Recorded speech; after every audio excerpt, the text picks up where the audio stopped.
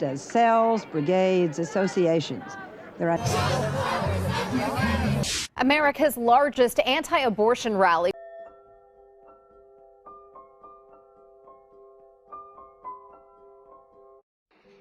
According to the Oxford Dictionary, an abortion is defined as the ending of a pregnancy at an early stage. Spontaneous abortions or miscarriages can occur for a number of reasons, such as disease, trauma, or genetic defects. Induced abortions occur because they fall under 4 general categories: to preserve the life of the mother, to prevent birth as a result of rape or incest, to prevent birth of a child that has serious genetic deformities, or for social and economic reasons such as the extreme youth of the mother or the sorely strained resources of the family. The history of abortion dates back to the period of ancient civilizations. Many of these civilizations' philosophers argue that abortion should be legal, but only before the quickening, which is when the fetus moves for the first time. Abortion methods in this time were non-surgical and instead included using herbs and physical activities such as paddling, climbing, diving, and weightlifting. In 1971, the first abortion-related case reached Supreme Court. Known as the Roe v. Wade case, Jane Roe, pen name of the plaintiff, filed a lawsuit against Henry Wade, the district attorney of Dallas County, where she challenged the Texas law making abortion illegal. The case was argued on December 13, 1971, re-argued on October 11, 1972, and decided on January 22, 1973. The decision was a 7-2 vote in favor of Jane Roe by an all-male Supreme Court panel. Supreme Court Justice Harry Blackmun, who voted for Jane Roe, wrote for decision in 1973, "It will be regarded as one of the worst mistakes in the court's history or one of its greatest decisions, a turning point." In 2000, the FDA approved mifepristone, the first drug that was able to end an early pregnancy. Mifepristone was used by millions as it was not only effective, but safe. In 2017, 39% of abortions were done with the usage of the drug. The drug became a target. States required there to be doctors to be in the room when the drug would be given, banning the idea of telemedicine abortions. In 2007, the Supreme Court approved a federal ban on dilation and extraction, or also known as partial birth abortion, where the doctor performs a surgery to intentionally remove an intact fetus from the uterus. In 2016, Donald Trump was elected as president. He said that people who had abortions should be punished and promised to appoint Supreme Court justices to automatically overturn Roe. He receives major support from the religious. During his term, he confirmed 3 candidates, Neil Gorsuch, Brett Kavanaugh, and Amy Coney Barrett, which gives the conservative side a 6-3 majority. In the same year, Supreme Court Justice Ruth Bader Ginsburg, who was a moderate liberal, a woman that advocated for gender equality, rights of workers, and the separation of state and church, passed at the age of 87. She was considered the greatest champion of reproductive health and freedom.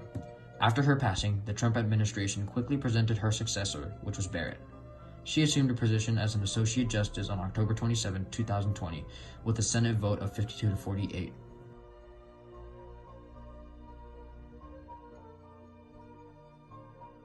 For most of colonial America, abortion was common. Only during the second half of the 1800s did laws against abortion become widespread. By the 1900s, abortion was illegal in the United States except when the mother's life was in danger. Abortion was once again made legal in the U.S. after the 1973 Supreme Court Roe v. Wade case. However, in the U.S. today, abortion once again faces restrictions across the nation.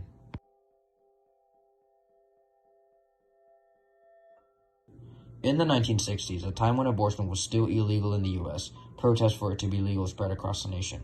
After the Roe v. Wade case, protests to make it illegal again erupted. Likewise, protests to keep it legal rose in defense. Pro-life supporters, also known as anti-abortionists, were mainly led by religious leaders, specifically U.S. Catholics. They claimed that their movement was grounded in morals and religion. Pro-choice supporters, on the other hand, were mainly led by women in the political sphere. The topic of abortion on Guam differs from the United States. A large percentage of Chamorro individuals have opinions against abortion, as the majority of Guam are Catholic or Christians. These religious parties interpret pregnancy as the time a mother holds a living human and not just a fetus. There are 2 types of people on this island: devoted Catholics and people who were baptized into the religion but do not participate in tradition. To add onto this, during the westernization, more options and opinions were open to the Chamorros. The younger generations have become more accustomed to the option of abortion. My name is Sean Rodriguez. I teach sophomore scripture at Father Duane's Memorial School. I'm a Catholic. I am also a former Capuchin Franciscan lay brother. I think the consensus would be perhaps 50-50. I'm assuming that even though Guam is a very Catholic island, I'm assuming that most people do not identify that much with their faith or believe that much in their faith. So putting that into account, 50-50 on the abortion issue, just from my own experience.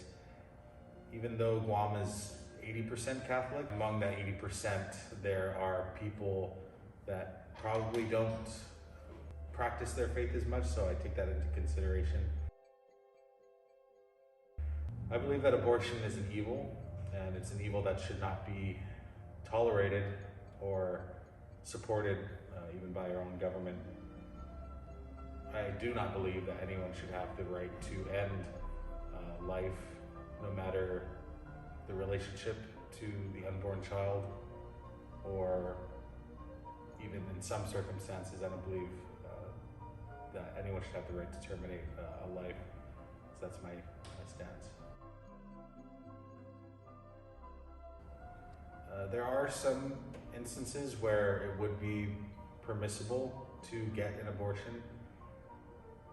One of those being medical issues. So, for example, if the mother is suffering from some sort of medical condition, maybe it's cancer, diabetes, or something else, maybe other complications.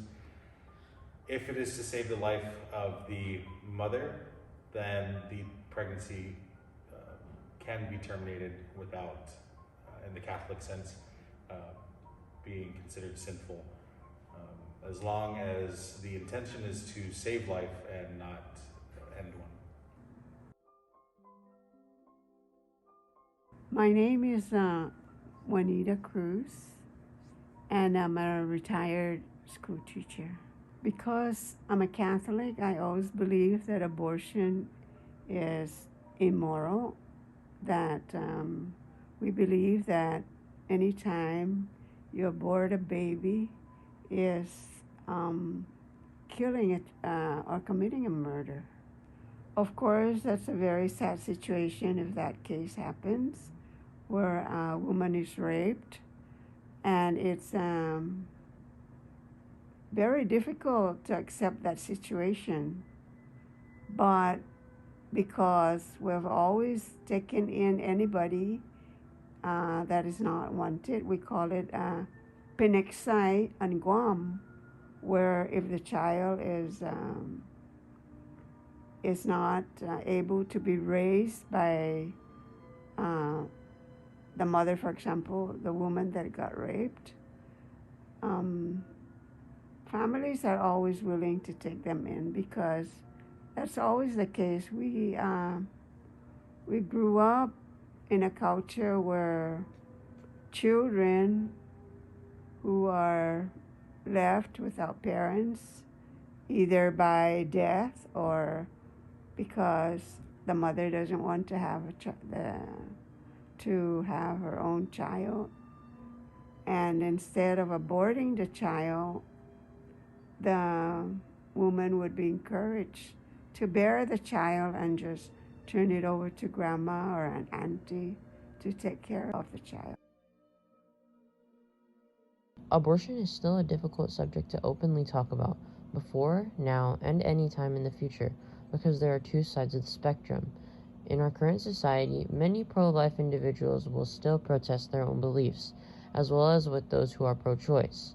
The people's belief on this topic essentially roots back to a person's biological background, religion, and society's influences. The answer to whether abortion is right or wrong ultimately relies on a person's own philosophy and conscience.